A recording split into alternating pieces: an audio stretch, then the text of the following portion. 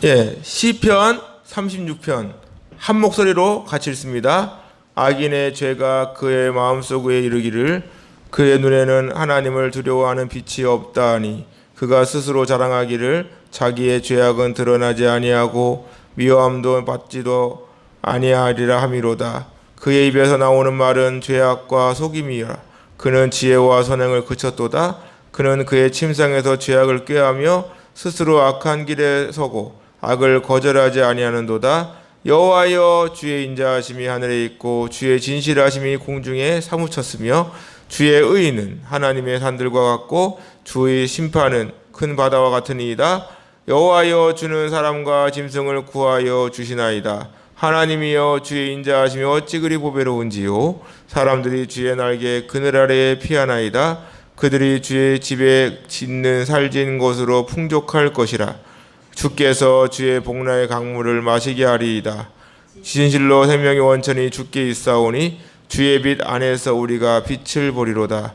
주를 아는 자들에게 주의 인자하심을 계속 베푸시며 마음이 정직한 자에게 주의 공의를 베푸소서. 교만한 자의 발이 내게 이르지 못하게 하시며 악인들의 손이 나를 쫓아내지 못하게 하소서. 악을 행하는 자들이 거기서 넘어졌으니 엎드러지고 다시 일어날 수 없으리이다. 아멘.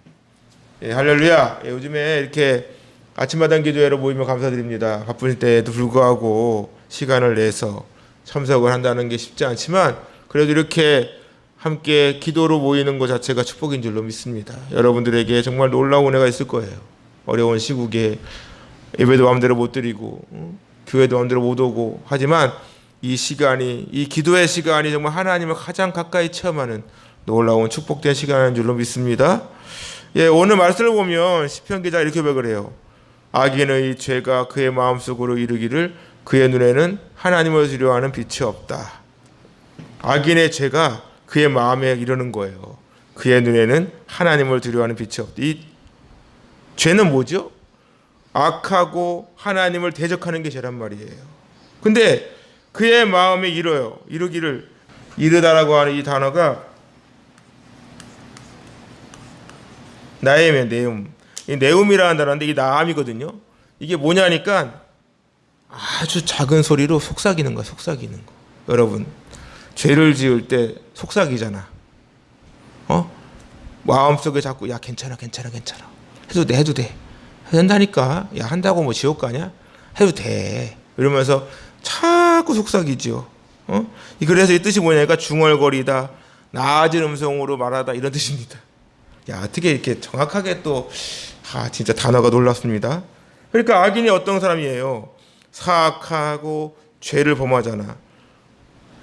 성경에서 의인과 악인을 얘기했을 때 의인은 뭐라고요? 하나님을 위해서 그 뜻대로 열심히 살아가고 하나님 인정하는 사람이 의인이라면 악인은 뭐죠? 하나님을 인정하지 아니하고 자기 마음대로 자기 뜻대로 하나님 불신하고 불순종하는 사람들이 악인이라고 했단 말이에요. 세상의 기준과 다르다고요. 그러니까 악인의 죄가 그의 마음속으로 속삭이는 거예요. 낮은 음성으로 막 말합니다. 그의 눈에는 하나님을 두려워하는 빛이 없다. 그의 눈에는 하나님을 두려워하는 빛이 없답니다. 악인은 하나님을 두려워하지 않는 사람들이잖아요. 다시 말해 악인은 그 죄가 그의 마음속에 계속 찌르는 거예요. 야, 그의 눈에는 하나님을 두려워하고 경외하는 마음이 없어. 그러니까 죄악된 길로 가게 되는 거 아니겠습니까? 이 세상을 살아가는 사람들 보세요. 사람들이 죄를 짓는 이유가 뭡니까? 지금도 보세요. 교회에 대해서 예배를 드리는 것을 법을 앞세워 가지고 죄악시하고 예배를 드리지 못하게 합니다. 예배를 드리면 교회를 폐쇄한다 그러고 벌금을 내게 하고 엄포를 놔요. 그것이 얼마나 큰 죄를 범하는 것인지 안다면 그렇게 하지 않겠죠. 우리가 왜 죄를 짓지요? 하나님을 두려워하는 마음이 없기 때문에 죄를 짓는 것입니다. 하나님을 두려워하는 마음이 없기 때문에. 하나님을 두려워하면 절대로 그런 잘못된 짓을 하지 않겠죠. 일제강점기 때 신사참배를 하지 않는다고 붙들어가고 교회에 불을 지르고 6.25 공산화도 그랬잖아요. 수많은 순교자가 나온 나라, 오직 하나님을 섬기고 예배를 드리는 사람들에게 총칼을 겨누는 모습들, 그것이 하나님을 두려워하는 빛이 없는 모습 아니겠습니까? 그래서 시편 14편을 보니까 어리석은 자는 그의 마음에 이르기를 하나님이 없다.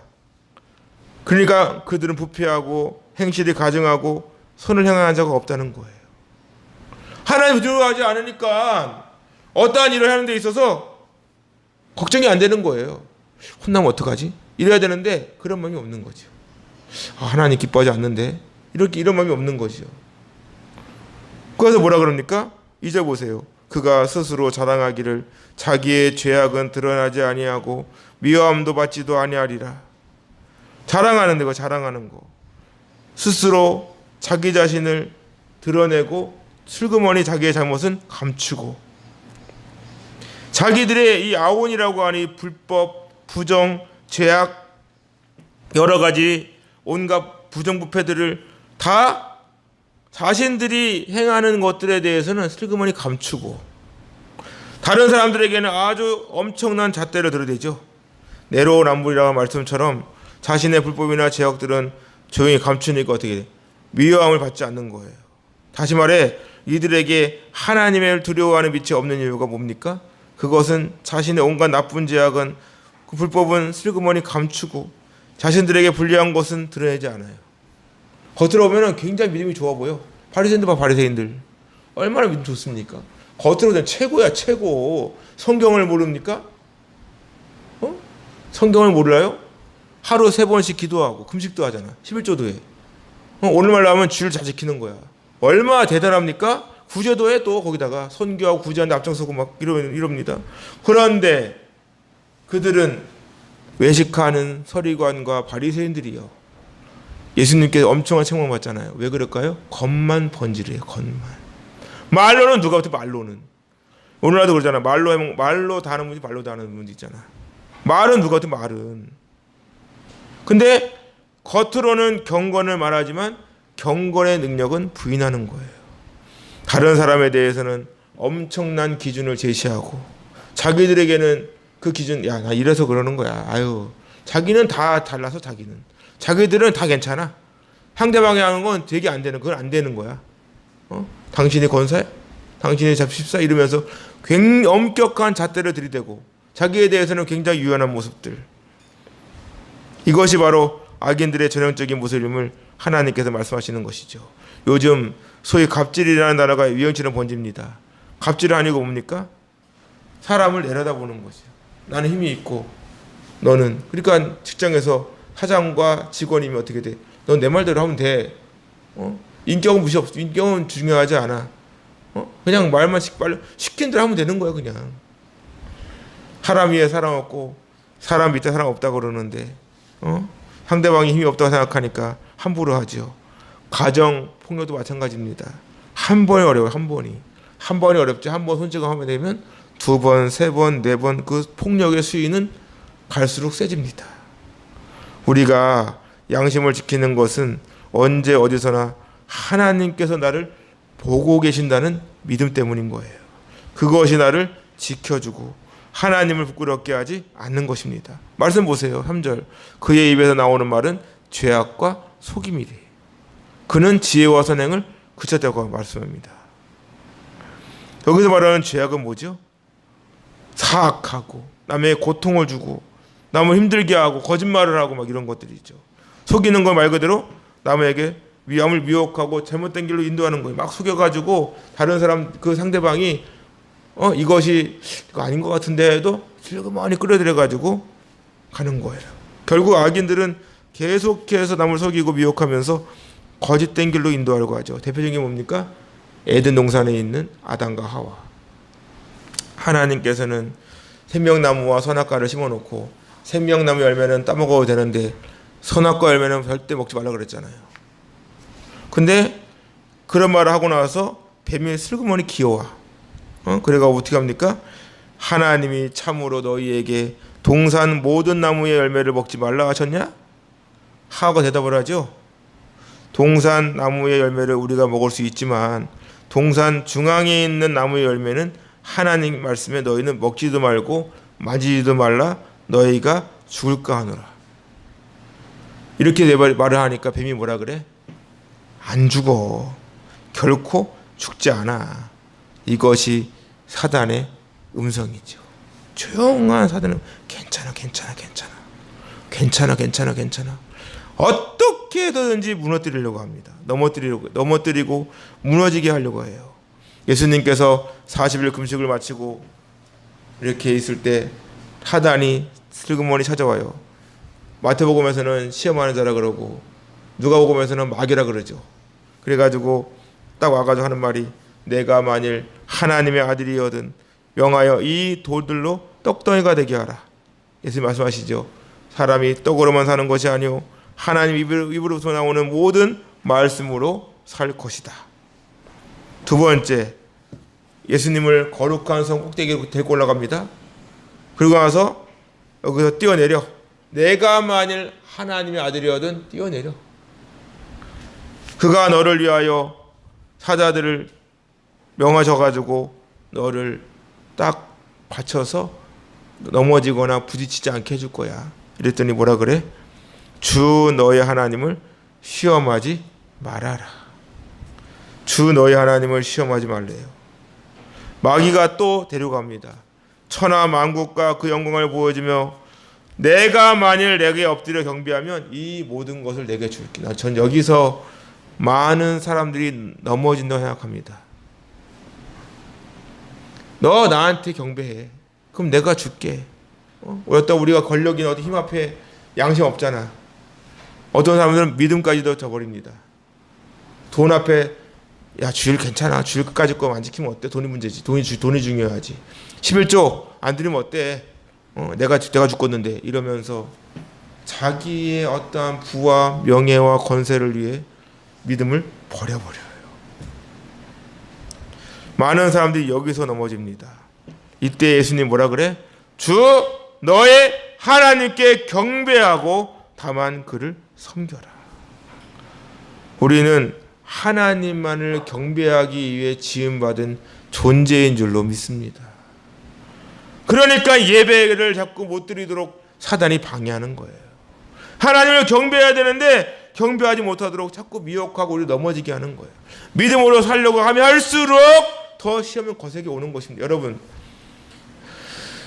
열심히 신앙생활하는 사람들이 더 많은 시험거리가 올까요? 그냥 가만히 있는 사람들이 더 많은 시험거리가 올까요? 열심히 하는 사람들이 더 많은 시험거리가 오는 거예요.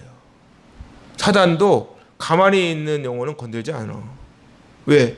걔는 가만히 있어도 지가 나가 떨어지거든. 근데 열심히 하는 사람들은 더 건드리는 거예요. 왜? 끌어내기 위해서. 우리는 그거를 물리치기 위해서 기도하고 열심히 예배드리고 열심히 주의 말씀 붙들고 믿음으로 나가는 것이죠. 그들은 지혜와 선행을 그쳤다 그러잖아요.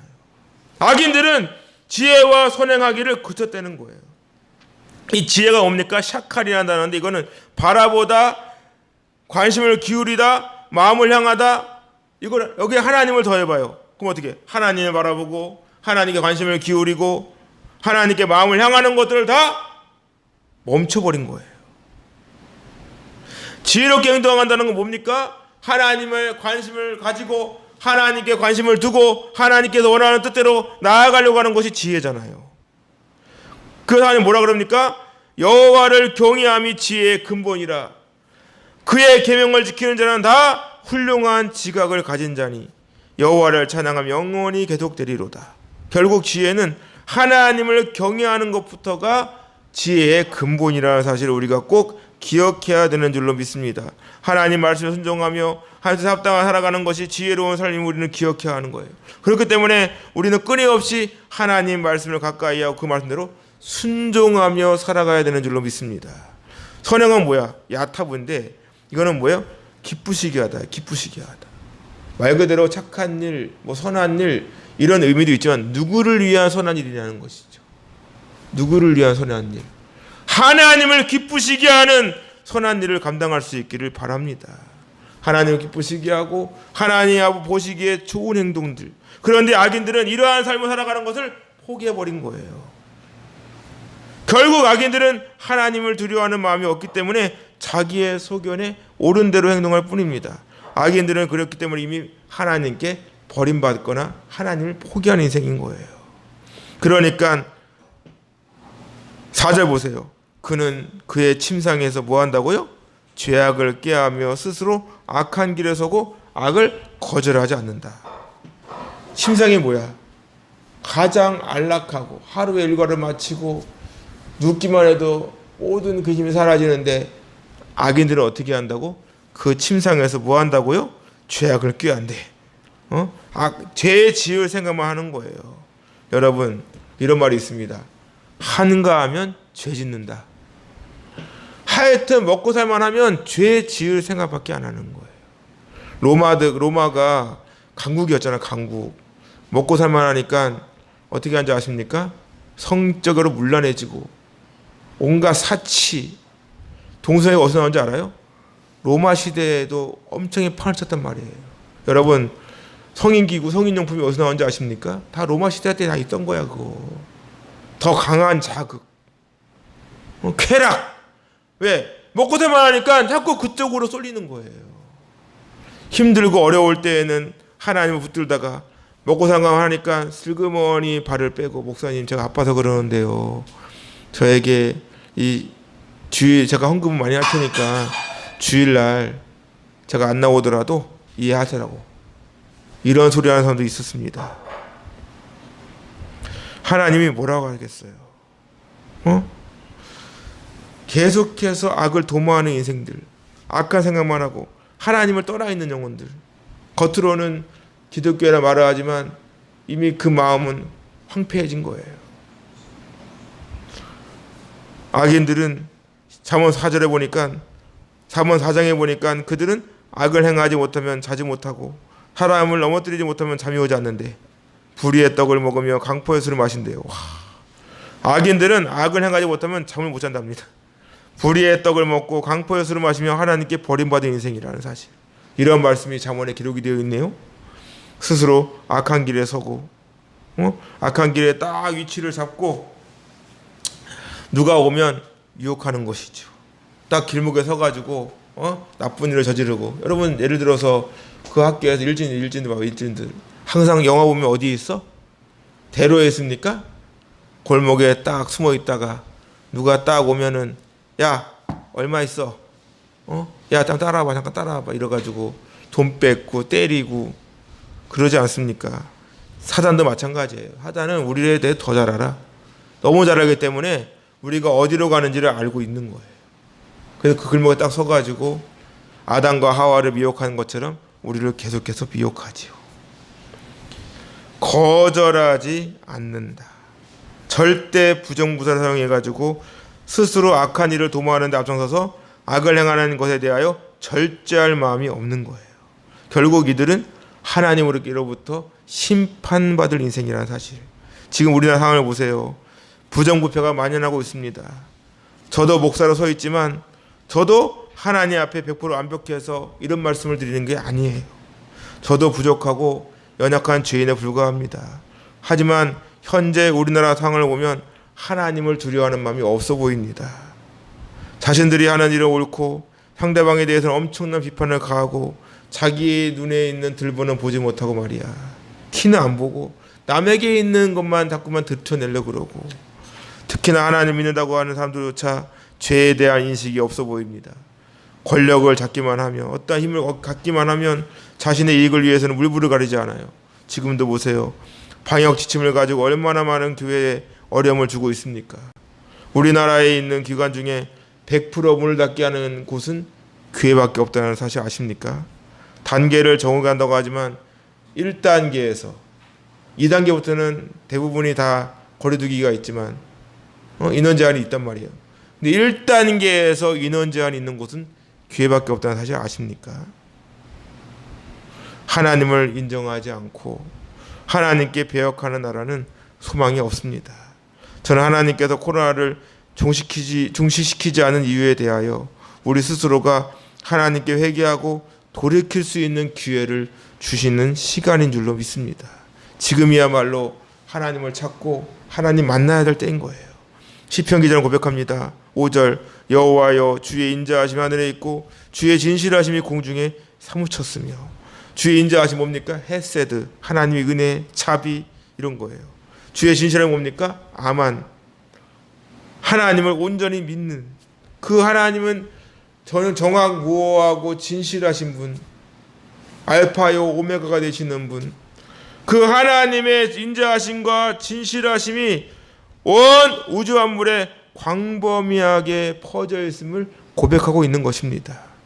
악인들이 판을 치고 있는 상황에서 시편 기자가 이러한 고백을 하는 것이 무슨 의미일까요? 겉으로 볼 때는 하나님 없는 것 같이 보이잖아. 이렇게 불합리한 세상을 왜 가만 두실까? 결국 악인들의 권세가 아무리 강하다고 하여도 지금도 살아계셔서 온 우주 만물을 주관하고 계시는 분은 하나님이시다 라고 하는 사실을 보여주고 있는 것이죠. 그렇기 때문에 그분 앞에 아무것도 아닌 거예요. 바람 불면 훅 하면 날아갈 영혼들인데 뭐가 잘나가지고 자기들의 힘을 드러내고, 인간은 그냥 하나님 보실 때는 하나의 티끌만도 못한다니까. 그럼에도 불구하고 서로 네가 잘났네 내가 잘났네 이러고 있는 것이죠. 시편 기자는 이어서 고백합니다. 주의 의의는 하나님의 하늘과 같고 주의 심판은 큰 바다와 같으니이다. 여호와여 주는 사람과 짐승을 구하여 주시나이다. 주의 의의를 하나님 하늘에 비유하고 있습니다. 하나님의 의로움은 높은 산과 같이 견고하고 변함이 없다. 하나님의 의의는 한결같잖아요. 공평하신 하나님. 그와 함께 주의 심판은 큰 바다와 같다. 바다에서 퍼져지는 걸 본 적이 있습니까? 유조선이나 컨테이너선과 같은 큰 배도 풍랑 앞에서는 아무것도 아니더라고. 요나가 경험을 했고 바울이 경험을 했죠. 노아의 홍수를 보세요. 노아의 8 식구 외에는 누구도 살아남을 수가 없을 정도로 정말로 무시무시한 심판이었습니다. 그것이 하나님의 공의로운 심판이다. 예수님 믿고 구원받은 하나님 자녀에게는 한없는 은혜와 사랑으로 품어주시지만 죄에 대하여는 가차없이 무섭게 심판하시는 하나님. 그것이 예수님께서 재림하실 때 경험하게 되겠죠. 마지막 때 우리 모두는 하나님의 심판대 앞에 서게 될 것입니다. 지금 아무리 악의 권세가 더 큰 힘과 능력을 발휘한다 할지라도 오히려 하나님 믿는 영혼들이 아무런 힘이 없이 그냥 이렇게 무기력하게 당하는 것 같지만 애굽의 왕도 무너졌잖아요. 하나님의 모든 관심은 예수님 믿고 구원받은 하나님 자녀에게 있기에 우리는 그분의 보호 아래 살아가고 있음을 믿습니다.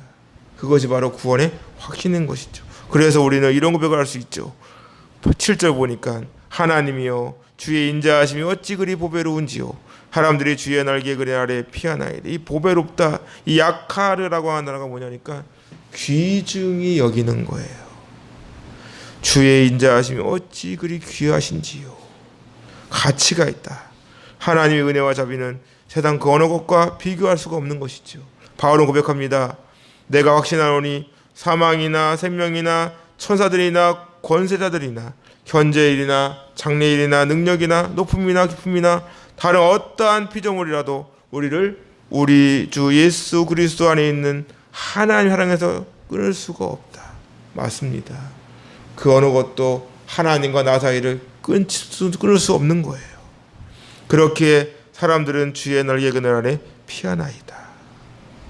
우리의 피난처는 하나님밖에 없는 줄로 믿습니다.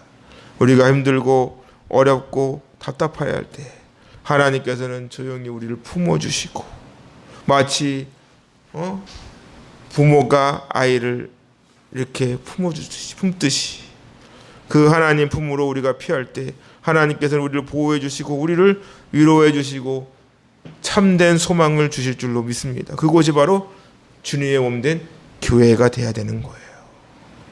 교회가 그 역할을 감당해야 한다고요. 먹고 살만 하니까 말이야 가난한 자들은 전부 다 배척하고 도와주지도 않고 쌀 한 포기 주지 않는 그러한 모습을 보이고 있지는 않는가. 어떤 분이 그런 얘기를 하더라고요. 교회가 건강한지를 보려면 그 교회에 어려운 이웃이 얼마나 있나를 보래. 교회는 자꾸 퍼줘야 합니다. 자꾸 퍼줘야 돼요. 복음을 퍼주고 육에 필요한 것도 퍼주고 계속 퍼줘야 돼. 양식을 계속 퍼줘야 한단 말이에요. 자꾸 내려보내야 한다고요. 그러니까 8절 보세요. 그들이 주의 집에 있는 살진 곳으로 풍족할 것이라. 주께서 주의 복락의 강물을 마시게 하리이다. 예전에는 교회가 마을에 있잖아. 그러면 그 마을 사람들이 교회에 있는 것에 대하여 자랑스러워했잖아요. 본래 교회가 있으면 그 일대는 가난한 자가 없어야 돼. 그렇지 않습니까? 그 마을에 교회가 있으면 그 주인은 가난한 사람이 없어야 된다. 굶어 죽는 사람이 없어야 되는 게 맞는 거잖아요. 도와주고 같이 아파해주고 함께 울어주고 함께 기도해주고. 근데 오늘날 이 공식이 깨진 것 같습니다. 가난한 사람들은 교회도 못 갈 것 같아. 무슨 여전도의 회비인가 뭐 건다 그러고 남전도 회비 건다 그러고 회비 건다니까 회비 못 내. 그럼 교회 오지 말라는 거잖아. 회비를 왜 자꾸 내게 하냐고. 회비를 필요하면 필요한 사람들끼리 그냥 하면 되는데 어려운 거 뻔히 알면서도 불구하고 비록 이유가 있어 거둘 수 있어. 맞아요. 근데 상대방도 생각해 줘야 될 거 아닙니까? 나는 이런 모습들이 참으로 안타까워요. 교회 문턱을 완전히 낮추고 없애야 돼. 누구라도 다 하나님 전으로 올 수 있는 길을 열어줘야죠. 그것이 바로 뭐야? 살진 것으로 풍족하게 해주는 것입니다. 주의 복락의 강물을 마시게 해주는 것이죠. 이 복락이라는 단어가 뭐냐고. 복락이 뭐냐니까 이게 뭐냐? 에덴입니다. 에덴. 주의 복락이라는 이 단어가 에덴이야. 에덴. 그 에덴의 뜻이 뭡니까? 기쁘다, 즐겁다 아닙니까? 하나님께서 만드신 에덴 동산. 그곳에는 죽음도 고통도 없어요. 마음껏 하나님께서 창조하신 만물 속에서 그냥 누리면 되는 거예요. 강물을 마시게 하는데 이 강물이 뭐라고 뜻이 뭐냐니까 어떠한 뭐 급류 그러니까 펑펑 쏟아지는 그 강물을 통해서 마시게 해주고 물이 끊어지지 않는 거예요. 물이 끊어지지 않는 거. 물이 끊어지지 않는 샘 같을 것이다. 여러분들이 제일 좋아하는 말씀 아닙니까? 공급되는 물이 끊어지지 않아야 돼요.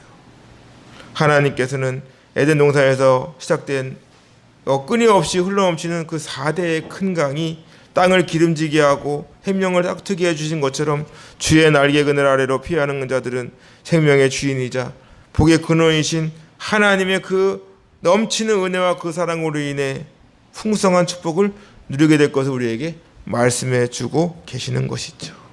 하나님의 은혜는 한이 없습니다. 그분의 은혜 아래 우리는 마음껏 누리며 살아가면 되는 거예요. 하나님께서 약속하십니다. 나를 사랑하고 내 계명을 지키는 자들에게는 천대까지 은혜를 베푸시느니라. 다해서 고백합니다. 진실로 생명의 원천이 주께 있사오니 주의 빛 안에서 우리가 빛을 보겠다. 맞습니다. 생명의 근원은 주님께 있어요. 생명의 근원은 하나님이십니다. 예수님 말씀하십니다.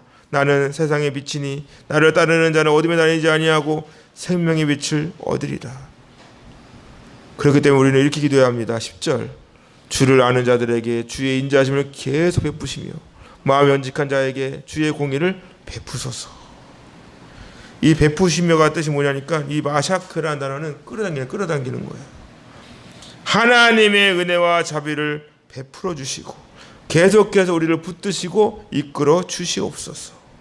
또 마음이 정직한 자에게 주의 공의를 베푸소서. 이 정직하다는 단어 야샤르 올바르게 똑바로 나아가는 사람에게 주님의 공의를 베풀어 주시옵소서.